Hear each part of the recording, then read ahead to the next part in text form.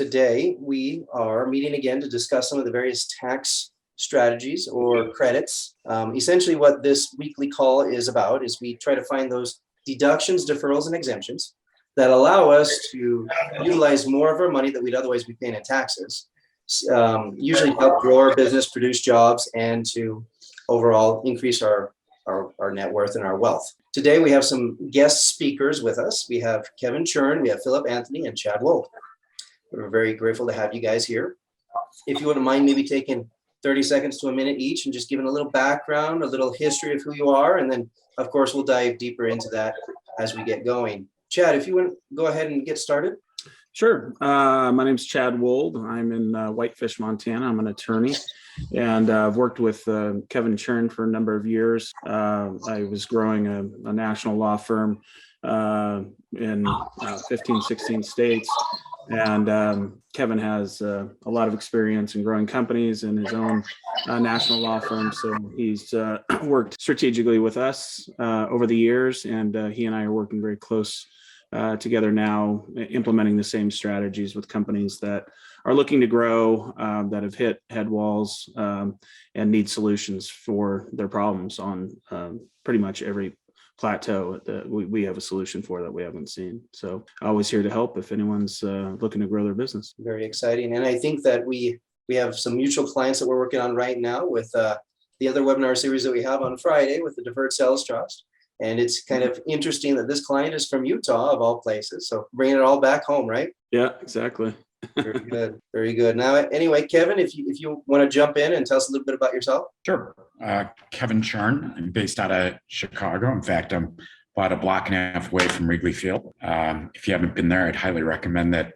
Check it off your bucket list. I've been a practicing attorney for 28 years, but I've also built 3 startups at over $30 million a year in annual revenue. And after doing that for 28 years, I finally decided it was a lot more fun to help other people solve their problems than to solve my own. So I started a consultancy called Sanguine Strategic Advisors, and I help companies solve whatever it is that kept them up last night, right? So whatever challenges they're facing, whether it's expense reduction, expanding their business through scaling, marketing, et cetera. And of course, from time to time, helping them save money through tax savings and finding creative tax strategies to help them reduce the cost of overhead. And over the last several months, I've started working with Dallas, Anthony, and Jeffords to attack the eligibility for the employee retention credit, which is basically granted under the CARES Act or the COVID stimulus bill. And we're here today to talk a little bit more about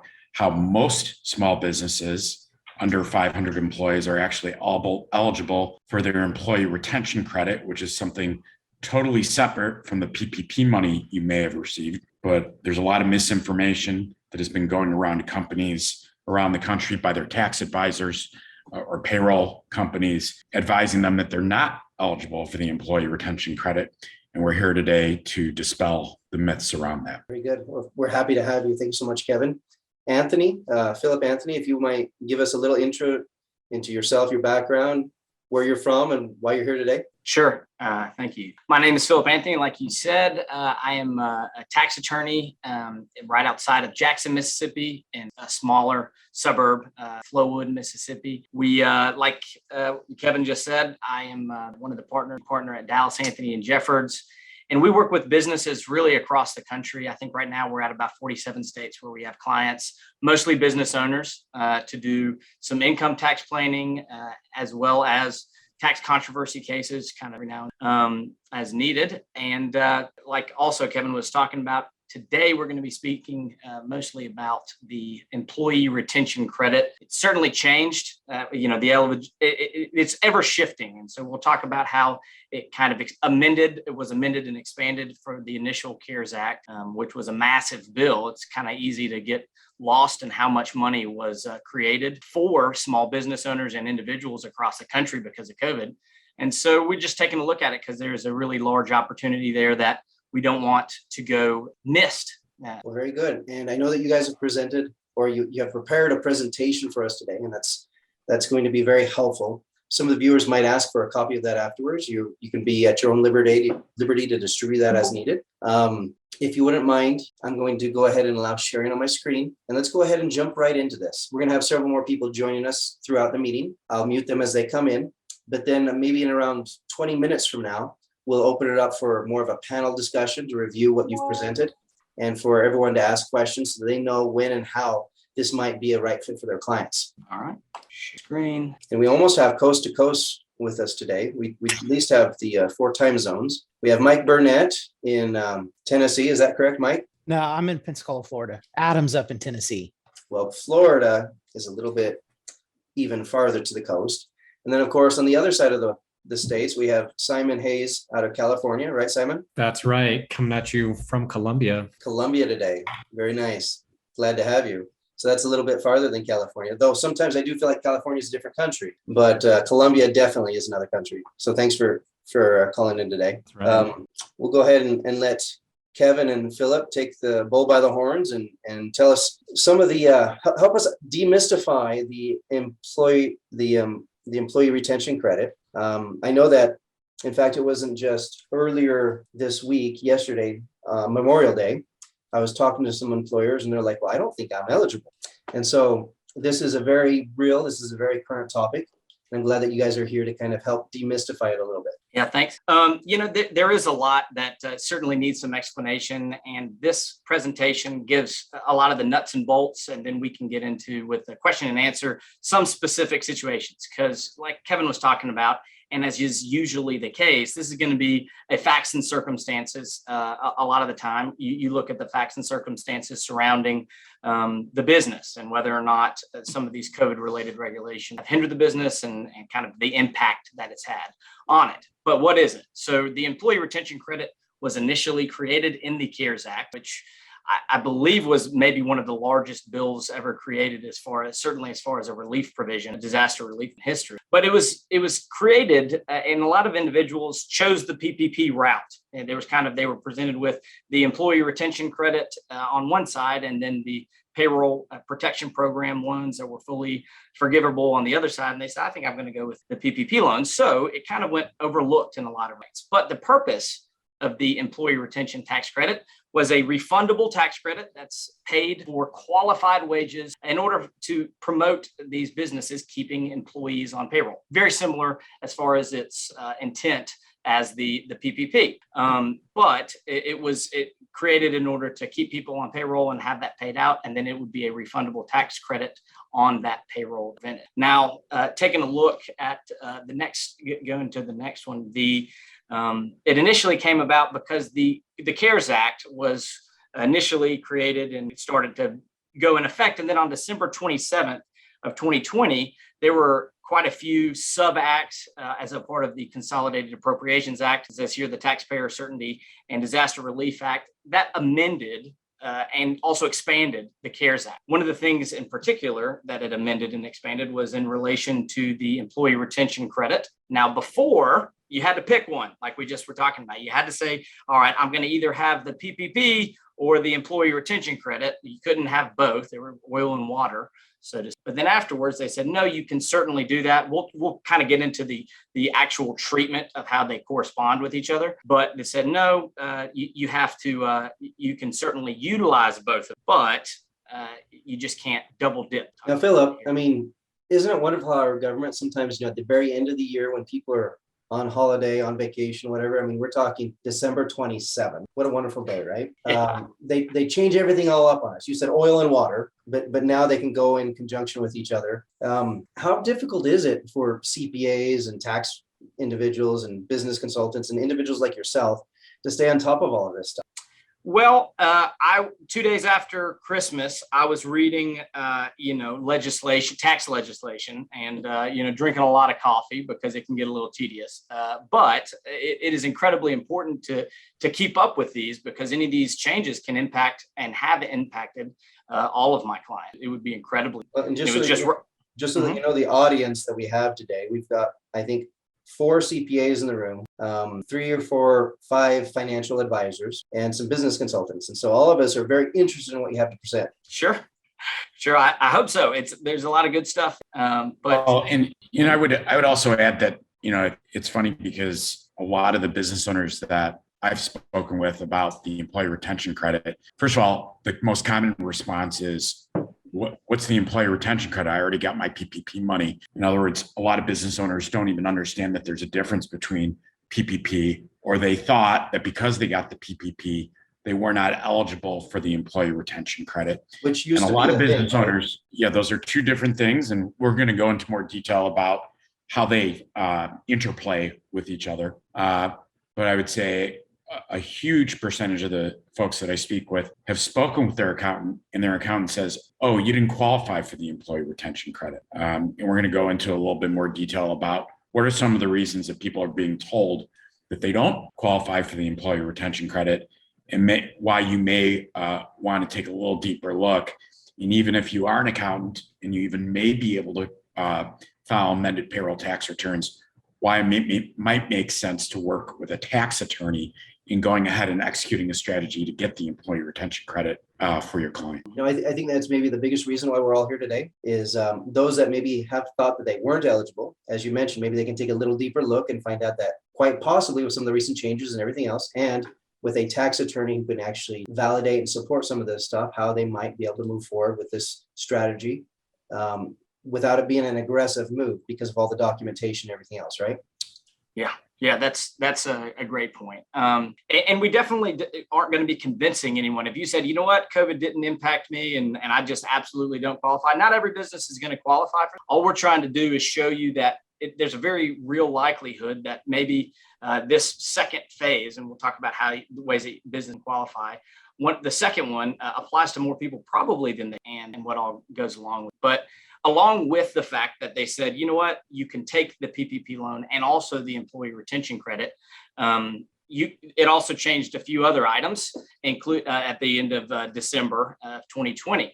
So before, typically they categorized the large employer versus small employer, but the 2020 employee retention credit was essentially limited to businesses that had less than 100 full-time or full-time equivalent employees, and a full-time equivalent employee, give or take. We'll talk about what makes that one versus just a part-time, because that's an important distinction, especially with some of these larger businesses that have a lot of part-time employees. In 2020, that was quintupled, I think is the 5 times, right? So you have 5 times that amount. So 500 full-time employees, business that had 500 full-time employees or full-time employee equivalent could be eligible for the employee retention credit. And it also changed the amount per employee, because you have to look at this. This is a strange way of looking at it, but it's kind of a per employee calculation. And so in 2020, it said 50% of qualified wages of up to $10,000. And qualified wages is not only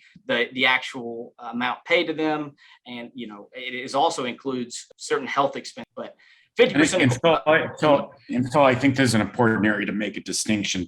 So the employee retention credit is a payroll tax credit. The amount of that payroll tax credit is actually based on the wages that were paid, not on the payroll taxes that were paid, right? So it's up to 70% or $7,000 of $10,000 in wages can be granted in a payroll tax credit, right? Yeah, that's right. And it's fully refundable as well. So if there was essentially an amount over what you paid in that regard, then it's a check that's written back to you. These 941X, anything that exceeds that would be a check. And it increased from essentially a maximum credit amount of $5,000 an employee for the entirety of 2020. You take into account wages and you apply when you're doing analysis on different quarters, amend multiple. You could amend multiple quarter 941s as well, but it's $5,000 would be the maximum, 50% of wages. In 2021, it says no, we're going to do 70% of qualified, and it's going to be available for quarters 1 through 3. Initially, it was through 4. But then they backed it out, and the Q4 of 2021 was eliminated for the most part.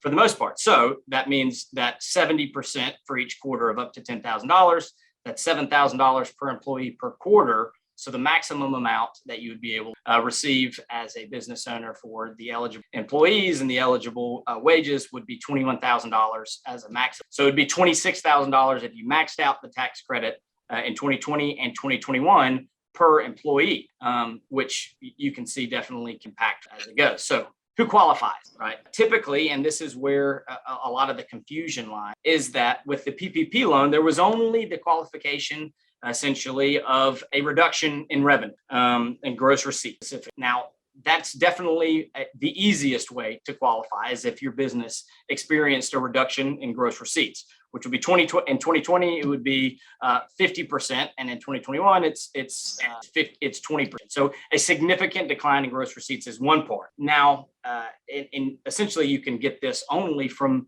reading the actual legislation, and conjunctions matter.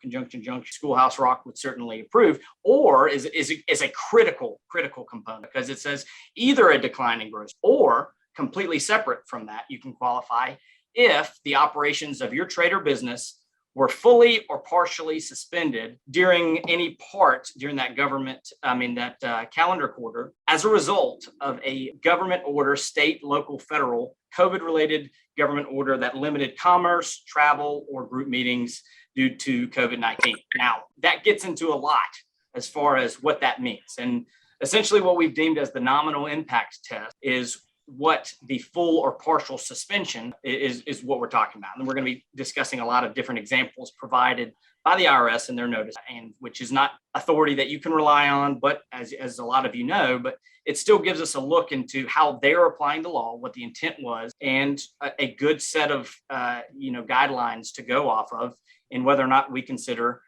us to be following the black letter and have any additional regulations or information around it. So in IRS Notice 2021-20, it says the operation of a trade or business is partially suspended, and it kind of gives us their definition. If the appropriate governmental authority imposes restrictions on the employer's operations, limiting travel, group meetings, such for some purposes, but that the employer can continue some, but not all of its typical operations. So it has a nominal business impact, and there's some specific language referencing nominal and the percentages and all that. But they give 3 examples of how a business can be impacted in more than a nominal way by a COVID-related government order that limits their business. Number 1, they say you could be impacted by unable to get your critical goods, supplies, materials due to a COVID-related supply chain issue. Everybody's talked about that. That's huge. That's been impacting thousands of businesses. Physical distancing requirements, that was in place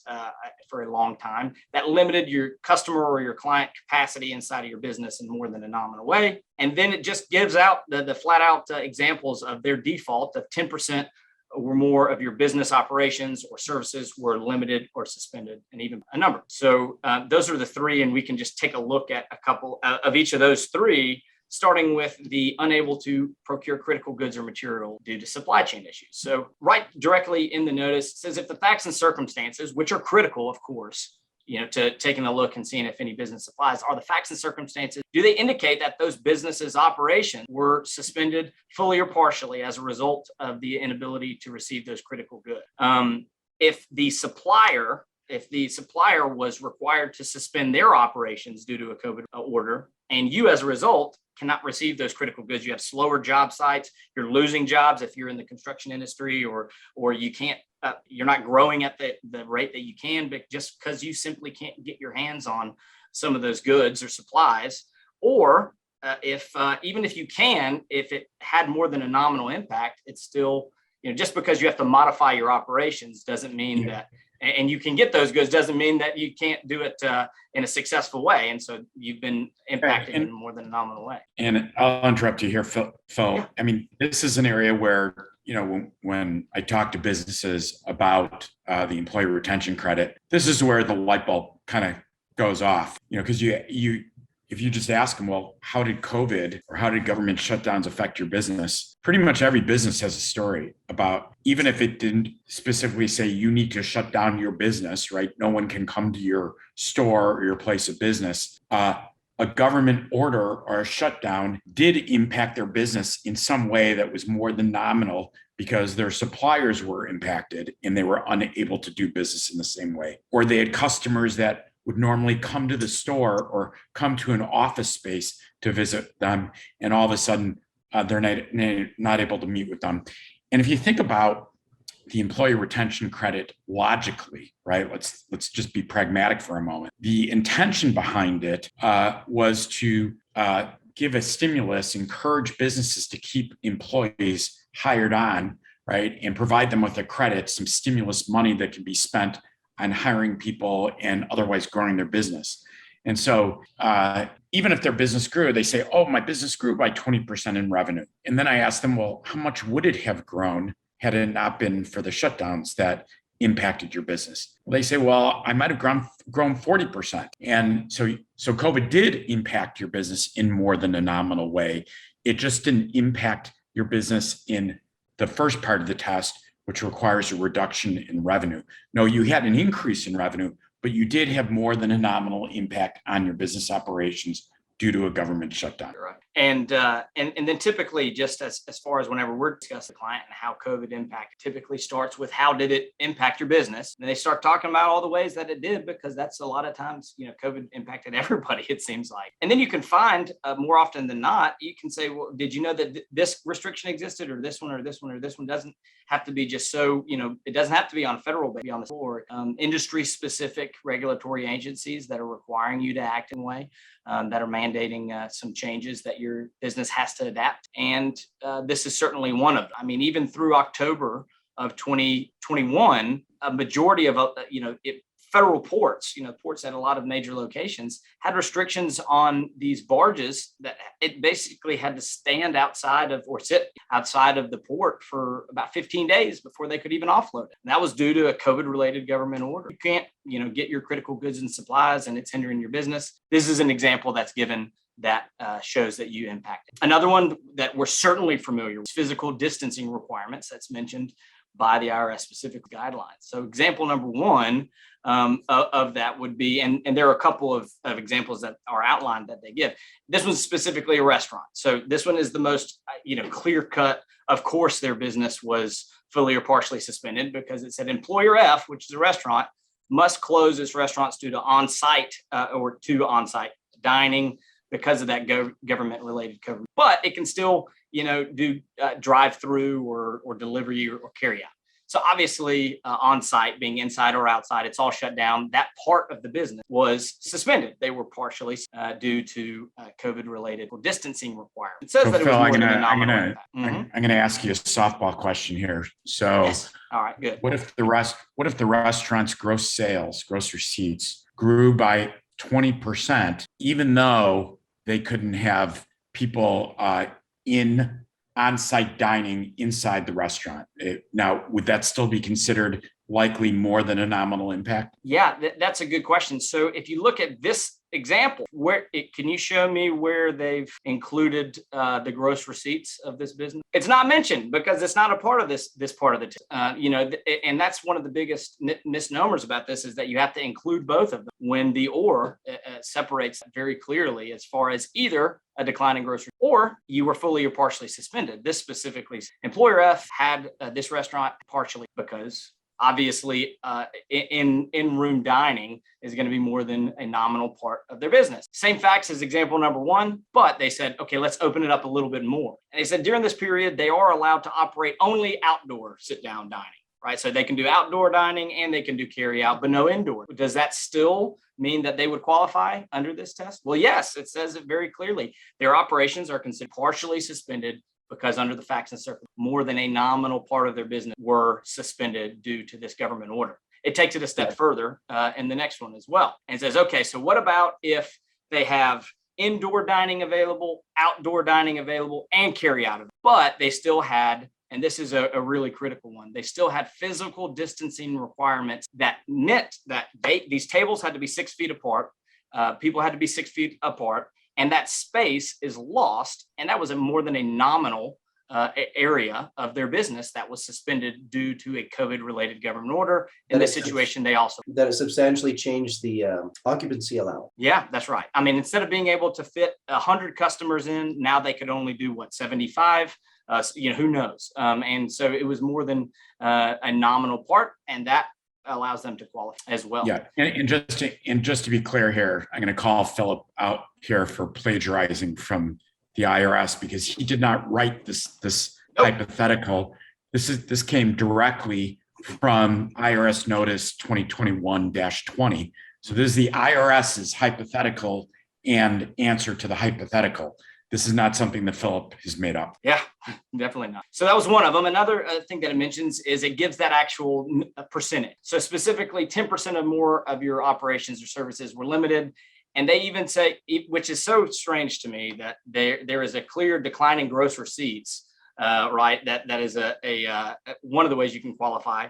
But then they also say that if 10% decline in gross receipts or 10% of your hours performed by your employees were reduced, it gives it an actual 10% number, which is even by 10%. I know that we said 20%, but even by 10%, you would be nominally impacted in the same way due to a COVID. So 10% of total gross receipts, 10% of a part of your business, that 10% number can be applied in a lot of different. Well, and Philip, it strikes me as businesses have really migrated substantially to, remote, right, dispersed employee bases. The IRS coming in and challenging whether or not your employees' hours of working have been reduced by 10% since working at home, it seems like it would be pretty challenging for the IRS to basically say, well, that's not true. They didn't work 10% less. Right?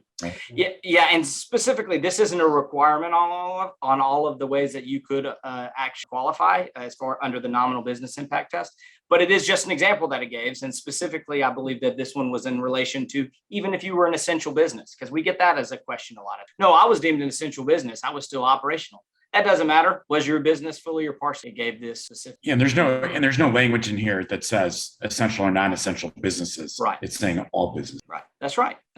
Now, I said that they no longer went from oil and water, talking about the PPP loans and the employee retention. But that being said, even though you don't have to just pick one or the other, that means you can't still double dip, or in this case, almost triple, because you have to think about it from a pragmatic standpoint. Kevin was talking about earlier. What's the point of these? Well, the point is for government assistance during this disaster to have that business owner pay out payroll to. Now, if there was a PPP loan, which is primary purpose, although there are other overhead and kinds of could be paid with this PPP money, but the majority of it would be paycheck, right? So if it is given to you, this check loan that's forgiven by the government is paid to a business owner, they use it out in their payroll. It wouldn't really make sense for that business owner to also go back to those funds that were received with the PPP and have a tax credit on that was paid out. That would be, just too good to be true. So you have to back out those wages whenever you're doing the analysis of qualified wages in order to say how much per employee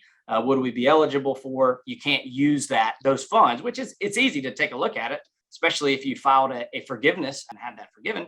You're going to know exactly which funds were paid out in payroll and exactly which pay period. So there's, for lack of better words, an optimization process to evaluate how much of the PPP and how much of ERC benefit can be maximum for each client. Absolutely. Now, Absolutely. I do want to interrupt because I've had 3 of the same questions come across. Usually I'd wait for the panel, but when it happens 3 times, let's jump back to one of the very first slides, if you don't mind, where it talked about the 100 employees in 2020 and the 500 employees in 2021. Mhm. You have 3 different individuals asking, are these minimum requirements? No. So they're maximum requirements, right? So they're maximum requirements, and then it pretty much disqualifies you in order. So large employers like public companies or franchises that maybe it's from like the headquarters application, not each location application, what have you. Some individuals might have to be, so like a movie theater, right? If it's individually owned, it might be a great thing.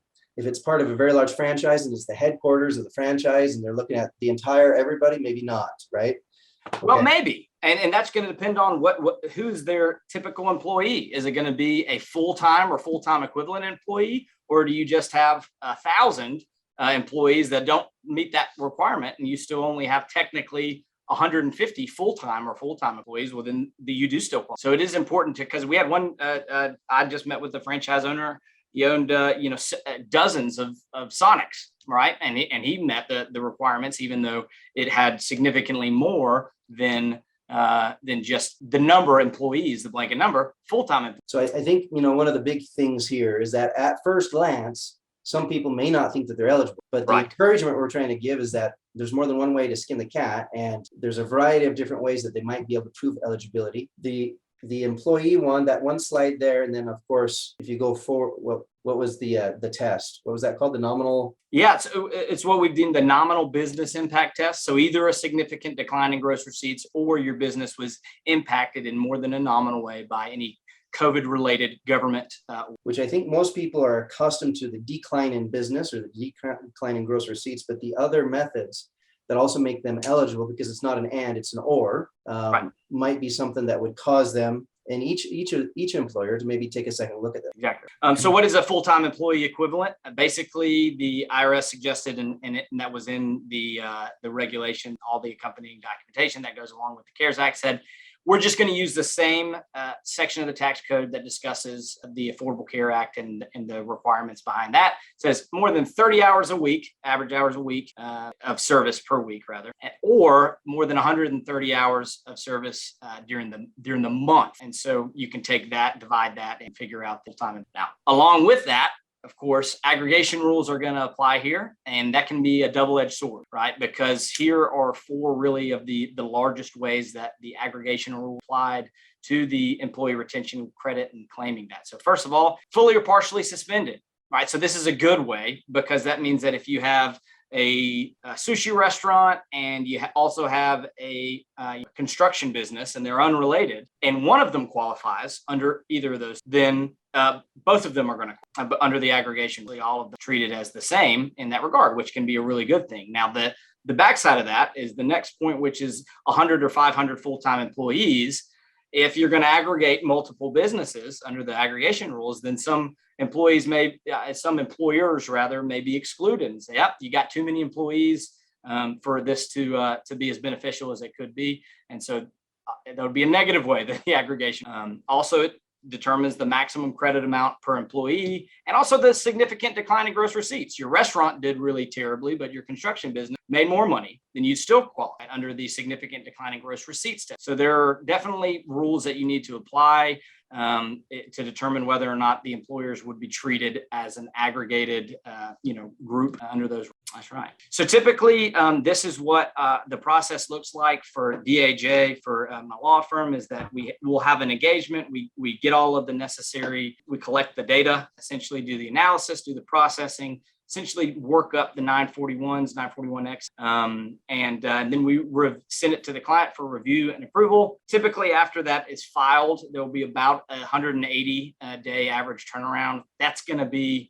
vary. Sometimes we've gotten them back, or even a request for information back very soon, and sometimes it's taken 220 days. Just kind of varies before the client would receive a potential approval from the IRS as far as that refund. And then another thing that typically we do, not always actually, any of the credits that we've identified and said you would meet the nominal impact or otherwise tax credit requirements, we would defend, right? And so we would stand behind those and audit at no additional fee. So it's a really good thing. And we do an analysis and we take a look at it. And we will offer that kind of peace of mind on the back end for maybe some people who are unsure. They know that they were impacted and they know that they meet this test in their own mind, but they maybe want some assurance as far as what would happen if it were to be audited. Yeah, and Philip, I guess, some of the folks that I've talked to, and they're a little bit more conservative, right? Mm-hmm. They're concerned about, I don't want to get audited. I guess one thing I'd like to address is I know nothing's guaranteed, but how concerned are you about the risk of audits coming from the IRS? Practically speaking, I know it's taking them 8 months just to turn around a check, right? Mm-hmm. So how many companies are there out there that are applying for these employee retention credits? And practically, what do you think the chances are that they're going to get around to actually conducting audits? Well, it's our, and that's a good question. Before I answer it directly, I'm going to say it's our opinion of we prepare for every single one of them, right? We want, we don't want that. That would be really unfortunate time perspective. But it doesn't matter if it's 1 or 1,000 or 100% of them, which is not going to be the case. It's not going to be 100%. Even if that was the case, I still want to be prepared enough, and we want to be able to have the resources and the substantiation available for them to be prepared for them all. Now, that being said, I think it's highly unlikely that a vast majority of these that were created by even another the last, I guess, regime, the last election before. There's two different even parties really that even took control of the House and the Senate and the White House and all that. So it's been approved through both of them. I don't see a need for the IRS to go in and just be extremely aggressive about auditing these for a bill that was created by one and then approved and expanded by the current power. So, my opinion, if you don't mind me throwing that out there, I mean, it would be rare that they would just take a swath of one particular strategy and audit everybody. And maybe that might be something that they do a little bit later on if it's incredibly abused. But more often than not, they would go after perhaps all the clients of one firm that was abusive to a strategy. Could be, yeah. And it wouldn't necessarily be, hey, if I take the ERC, I'm now more subject to risk of audit. That's probably not going to be a feature or a standard by any. Right. Right. What I tell to some of my clients is, if you are that concerned about it and you're that conservative, there is clearly, so you have an opinion from a tax attorney stating it is their legal interpretation that you are entitled to the employee retention credit. So you have your CYA letter from the tax attorney that they're rendering the opinion that you qualify for that. There's not going to be an accusation that you committed tax fraud. You are relying on the advice of your tax attorney, who, by the way, is going to defend you in the case of an audit. But if you're that conservative and that concerned about it, get your ERC. If you don't need the money now, put it in a high interest bearing account, wait 4 years. And if the IRS doesn't come back and audit it, then party on, the money's yours. If you do need the money, right? If your business has been so impacted by the money that you really need it right now, apply for the credit, get the money, use it. And then if there ever is a situation where there's an audit, then DA&J is going to defend you. And in all likelihood, because of the ambiguity in the IRS notice, basically describing, it'd be difficult, I believe, for the IRS to come up with their own language, for them to come up with a hypothetical scenario where they could say someone did not qualify based on the breadth of the language in that IRS notice. But in the event that they were able to take that position, it's not a situation that it's quote unquote going to trial, so to speak.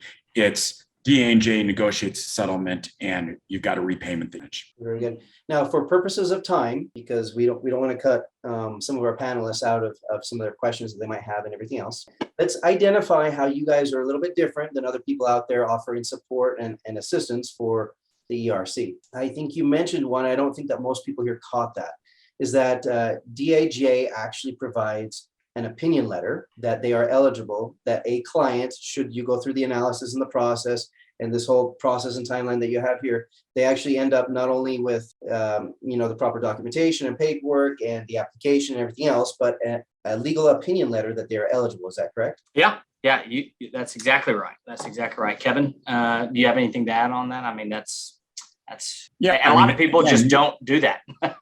By the way, that just is kind of unheard of. Yeah, there's a couple. So first, it's just having the power of an opinion letter from a tax attorney, the audit protection. There's no one out there that I've seen that offers the audit protection at all. So just having that peace of mind. And then also part of the secret sauce, so to speak, with DA&J is they do have a processing automation platform. So there's technology behind this as well. There really does not limit their ability to process really an unlimited number of these employee retention credit sources. So most companies that I'm familiar with are taking 4 to 6 weeks to turn these around. My opinion is I want to get my clients on file with their amended returns, their amended payroll tax returns as quickly as possible, because they can change the law. I mean, that's still the possibility that the law could change. So I want to get as many of my clients' returns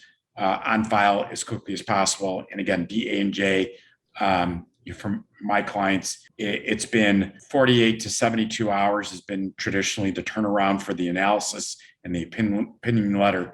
You get your amended 941 returns, assuming you get those back to them signed immediately. They FedEx the amended returns to the IRS.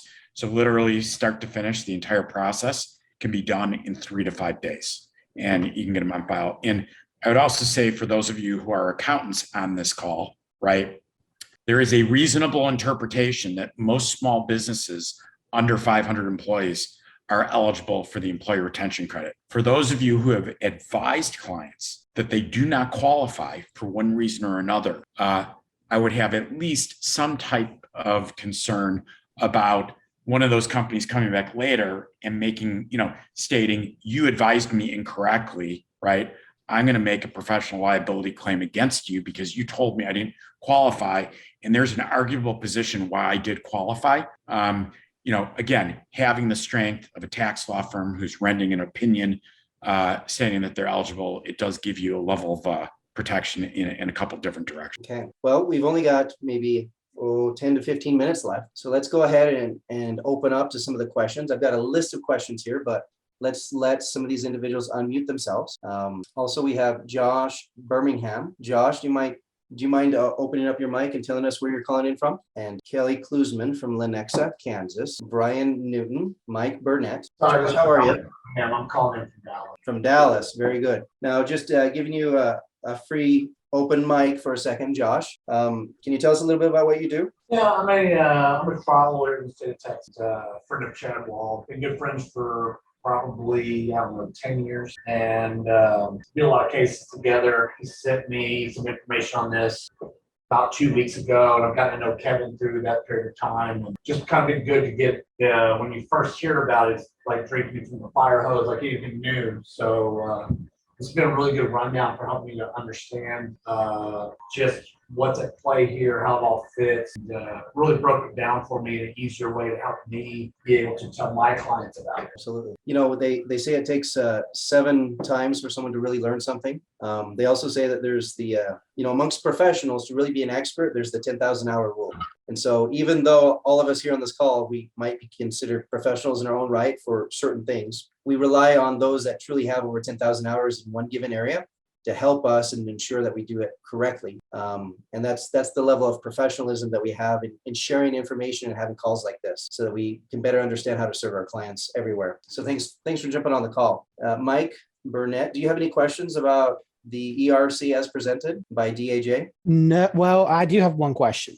Have a client, they weren't shut down. They actually made more money than they've ever made before, but they had trouble getting inventory in. Not necessarily, and we don't know if it's necessarily from a shutdown or just their industry blew up because it's a bicycle industry. And it's so hard to get a bike even now. Would that be considered one of those nominal test rules? Yeah, so that's a great question. And for them specifically, I would ask a few more questions. Number one, you said they weren't shut down, they made more money. Well, those are exclusive, right? Remember? Right. So those are exclusive. So the second part where they fully or partially suspended due to supply chain, I would then kind of go down that trail, and that would be probably the way that if they do qualify, that's how they would qualify. And one way that they would qualify, if they're a new business, there's a recovery startup provision that maybe allows them to qualify if they're a new business, but that's not as impactful. What could they not get, right? So what kind of inventory, as far as, do they just purchase the entire bike? Where do they buy the bike from? Are a lot of the materials imported from a list of about 30 countries that require it to be held up at the port for about 2 weeks? Is it, and you got to do a little bit more due diligence on what were they missing as far as why were they not able to sell as much, even though they made more money. If they had a full supply of bikes, would they make more than they did? Well, probably so. And whether or not that made it an impact to the level of nominal would be a question that I'd certainly continue. Thank you. Again, should they use your firm, they actually end up with a legal opinion letter that is, this is coming from one of the other questions, that is specific to them and their firm. That's right. It's not a cookie cutter. It's not a generalized. It's not about your firm, the law firm. It's about the client's firm. And it says that I would imagine, I'm projecting here, tell me if I'm wrong, but that the legal opinion letter talks about whether it's the nominal rules or what have you, it specifies why they are eligible. Is that correct? That's right. It also mentions, specific governmental laws or ordinances that would impact them. They say they can't get X, Y, or Z. Their processes were slowed down. They couldn't keep inventory because of they're trying to procure aluminum, and United States ships in and imports more aluminum than I think maybe anywhere else, and a lot of that comes from China, and it gummed up the supply chain, and their suppliers were shut down because of COVID-related orders, and references those presidential proclamations, what have you on that. Another thing that wasn't mentioned in just very briefly in the actual initial presentation is that a lot of people also think, oh, I'm a nonprofit. I'm not taxed. Why could I ever do this? But the reality of this is that if taken advantage, a lot of nonprofits were hurt more than any other business. This could be one of the largest influxes of cash to those nonprofit organizations that we've seen, because they have employees, they pay payroll tax, they just don't have an income. Now, really important question, and we need to go over this very carefully before we end the call. There are two individuals who are asking about your fee. They want to know and understand, do they pay up front? Is it a percentage of the credit? Is it a flat fee? So I'm getting kind of like wrapping these two questions together in one. You can kind of go over, again, your process around 6 months is longer than some others, but it sounds like there's more of an analysis that is done. So you can kind of tell us about when and how people are billed and what your fees are like. Sure. It wouldn't be anything upfront. There wouldn't be an upfront fee, and then you're just waiting around to receive something. Some individuals and businesses that I've seen that are in a lot of these tax credits, they don't want to wait. They, for whatever reason. So it would be a contingency fee based on the credit amount received by the business. And it would be typically 20% of what you receive would be after you receive. Okay. So we start So the process. you have 5 business days, from whenever you get paid by the IRS to go ahead and remit the 20% contingency to Dallas, Anthony, and Jeffords. And I will tell you that when you talk about the length of the program, like Dallas, Anthony, and Jeffords has no control over the IRS. Any organization that's telling you that they can get you your employee retention credit in less than 6 to 8 months, they're blowing some smoke your direction. The IRS is moving at its own pace, and they're backed up. I will tell you, though, that most folks I speak with who are doing this, it's taking them 4 to 6 weeks just to process the amended, do the analysis, and do the amended tax returns. Again, Dallas, Anthony, and Jeffords, it's been taking roughly 48 to 72 hours to turn it around. Well, very good. 48 to 72 hours, and there's an analysis done that at that point you kind of know that the client is eligible, the client's not eligible. And then from there, it's, do I need to amend the 941s? Whatever process that might take. 6 months might be a little lofty, right? It could be longer than that, just to get the entire process. And then I'll obviously get a paycheck back from the IRS. Now, should I get a $100,000 paycheck, I'm going to remit to you within 5 business days, $20,000 for your service and helping me accomplish that credit. That's right. Very good. Obviously, how do people get in touch with you? You've got your contact list here on this page. People can also reach out to my website. In the future, there'll be a link to this video that we do. We have an 800 number. You guys have a 312 number right there. So feel free to look up, strategictaxsolutions.com or 1-800-773-1848, or reach out directly to your guys' legal firm, 312-899-6175. Correct. And we ask that, folks reach out directly to me, Kevin Chern.